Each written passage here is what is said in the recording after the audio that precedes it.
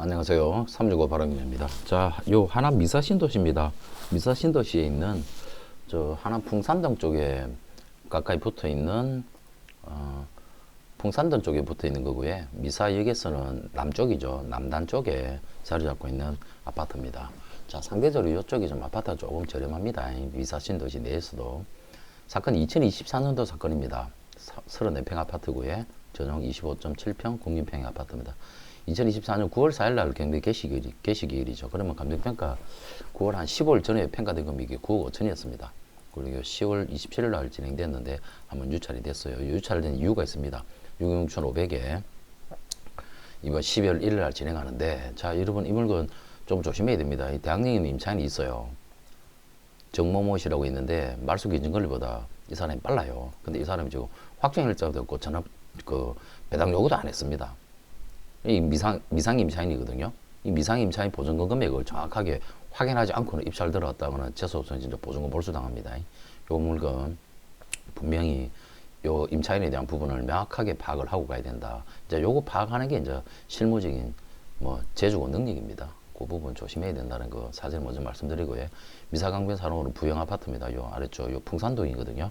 하남 풍산 미사역 남단 쪽에 있는 여기 아파트입니다. 3103동, 좋은 앞동이네요. 좋은 동이네요. 3103동, 29층 중에 27호, 29층 중에 27층, 2호 라인, 1호, 2호 라인, 여기 있는 물건이네요. 구조가 조금 다른 것 같으니 평면도를 좀 잘 봐야 되겠다, 그죠? 앞쪽으로 전망은 무지하게 잘 나오는 가장 로얄동이네요. 로얄동 물건이고, 전망은 잘 나오겠다. 자, 사진 한번 보이시다. 3103동, 여기 있는 동이네요. 여기 있는 동, 중간 2호 라인입니다. 3103동 2호 라인. 동간 간격은 뭐 사실 상당히 넓게 쭉쭉 잘 빼놨네요. 하나 미사신도시도 벌써 만들어진 지가 지금 10년이 넘었지 않습니까? 조금 전에 내가 영상 만들었던 위례신도시하고 같은 제2기 신도시 아닙니까? 판교, 위례, 하남. 그렇게 2기 신도시로 들어가는 겁니다. 이제 뭐 10년차 넘은 아파트입니다. 여기 내가 신도시 처음 만들 때부터 흙 밟고 제가 상가 때문에 계속 왔다 했던 그 지역이기 때문에요. 너무 잘 알죠. 1호, 2호 라인.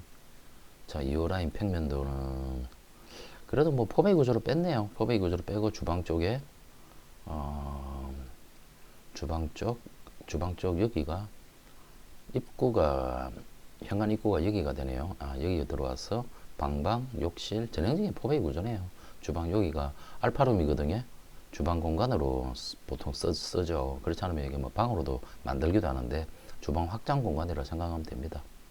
예, 주방 앞뒤. 그래도 여기도 뭐 앞쪽 베란다, 주방 쪽에 베란다가 있으니까, 그죠? 베란다가 있으니까 앞뒤 맞바람 구조에 뭐 판상의 구조라고 봐도 뭐 무방하겠습니다. 방 쪽으로 옆 측면 쪽으로도 안방 옆쪽에도 조금 여유 공간이 또 있다, 그죠? 이런 평면도를 가지고 있네요. 시세를 보면서 좀 명확하게 보도록 하죠. 자, 2017년도 10월 31일 날 사용승인 떨어졌습니다. 이제 8년 된 아파트다, 그죠?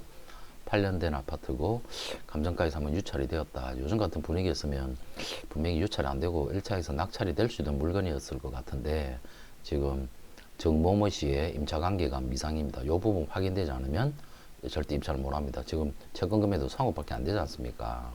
그죠?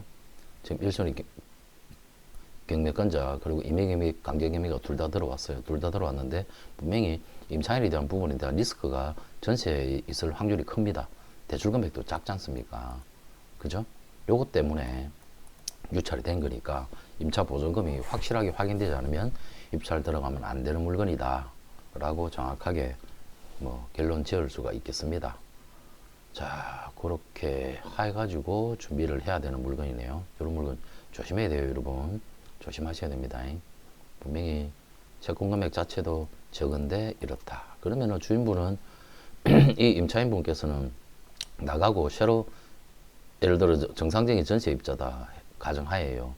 나가고 들어오고 지금 매매를 해가지고 처리도 사실은 가능할 것 같은데 이거는 뭐 알 수는 없는 거죠. 지금 알 수는 없는 겁니다. 뭐 이해관계는 아닌 이상은 알 수가 없으니까 우리는 현재 있는 상황에 대한 부분을 보고 정확하게 권리 분석을 하고 입찰을 들어가고 준비를 하면은 되는 거죠. 자, 세대수 1104세대입니다. 주차 면수가 보세요. 1342대죠. 조금 전에 제가 하남 그 위례 신도시 아파트 영상 만들어준 거 있죠. 그거는 주차 면수가 가구당 2대가 가능하더라 아닙니까? 근데 보면은 소형하고 소형 평수대로 이렇게 구성이 되어 있잖아요. 소형 중형으로 구성되어 있는데 주차 면수가 1342대, 가구당 1.2대밖에 안 됩니다. 신도시라고 만들면서 주차 면수를 너무 작게 뺐어요. 이건 너무나 잘못된 겁니다. 부영에서 건설했고요. 2017년도에 준공 떨어졌는데 좀 잘 봐야 됩니다. 뭐 임차인분 살고 있어서 관리비 면허금은 없네요. 다행히. 부동산에서 시시 한번 보시죠. 자, 부영 사랑으로 이 아파트입니다. 구조가 좀 달랐잖아요. 그죠? 구조도를 좀 정확하게 봐야 됩니다. A타입은 아닐 거고요. B타입이네요. 아까 이 C타입, B타입, C타입 좀 정확하게 보이시다. 전용 면적 84.979, 84.979, 84.97, 84.99, 113 C타입입니다. 여러분, 이 물건은 113 C타입입니다. 113 그러면 C타입 호가 나온 거, 호가는 지금 11억, 고층 11억 이렇게 나와 있네요. 파노라마 뻥뷰 해놨네요. 1305동, 1305동 여기동이잖아요. 경매동, 지금 경매동은 1303동입니다. 여기 뭐 초등학교, 중학교 바로 근처에 있고, 미사일까지 조금 멀지만 그래도 도보로 미사일 도보 이용이 가능한 겁니다. 초등학교, 중학교 바로 단지 내 근처 바로 옆에 있고요. 또 앞에 여기는 고등학교도 지금 만들고 있으니까 초중고에 대한 부분은 걱정이 없죠. 그죠? 자, 실거래가 한번 보이시다. 113C. 자, 이제 10억을 넘어섰습니다. 미사 여기도요. 아래쪽 자락도 10억을 넘어섰어요. 그러면은 1차 감정평가 금액에서 꼭 실입찰 사람은 1차에 들어올 수도 있었어요. 지금 이 시점으로 본다 그러면 9억 5천이면 1차에 분명히 문제가 없었으면은 누군가는 들어와서 낙찰을 받았을 가능성도 충분히 있는 물건이었습니다. 그렇지만 숨어있는 임차인 이 부분이 확인되지 않았기 때문에 유찰이 된 거다라고 그렇게 파악이 됩니다. 그 부분을 잘 파악해야 되고요. 저는 경매공매 실무하는 사무장으로 이제 이런 물건을 영상 보고 이제 손님이 수임을 하면 제가 이제 현장 가서 조사를 합니다. 정말 저 임차인이 보증금이 얼마 정도가 정확하게 있는 것인지에 대한 부분을 명확하게 파악해가지고 그게 확정이 되어야 입찰에 대한 유무를 결정하고요. 그래서 그게 확정이 되었을 때 임차 보증금하고 낙찰받은 금액으로 계산을 했었을 때 이게 충분하게 중개거래 하는 것보다는 싸다라고 확신이 들 때 입찰을 들어가는 거죠.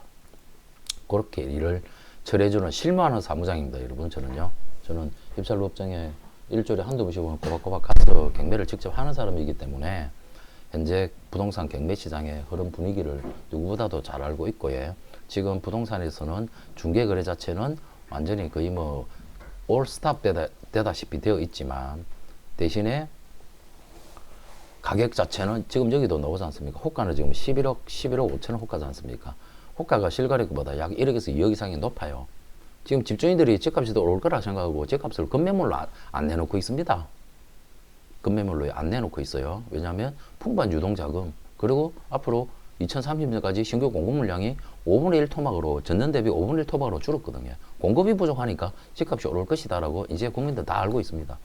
정부에서는 어떻게 하든지 거래를 틀어막아가지고 집값 상승을 지금 꽉 억누르고 있는데 근데 과연 이제 한 달이 지나고 나니까 계속 신고가들이 갱신되는 거래 건수가 하나씩 일어나고 있지 않습니까? 근데 우리는 경매입니다, 여러분.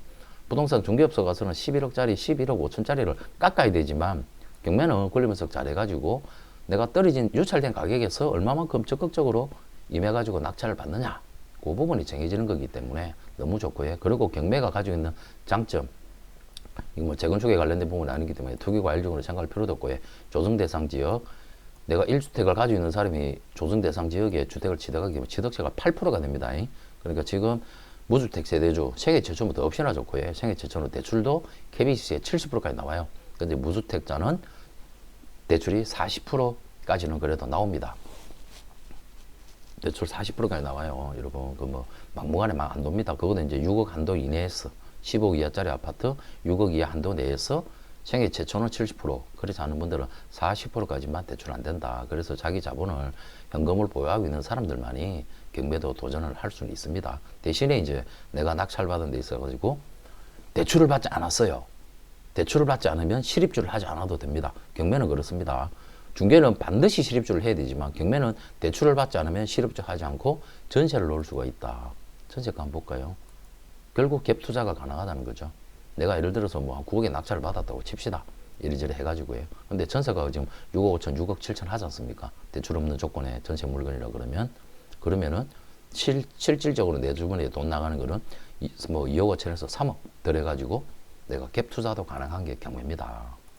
자, 이런 부분에 있어가지고 영상 보시고 괜찮으면 구독, 좋아요, 알림 해놓으시고 좋은 영상들 제가 나름대로 좋아 보이는 물건들 영상 찍어 올리거든요. 요 부분들 좀 꼼꼼하게 잘 읽어보셔가지고 이런 경매로 해가지고 내 집안에 취득을 해야 되겠다라고 욕심이 있으신 분께서는 명도 마무리 잘하는 게 가장 중요한 겁니다, 여러분.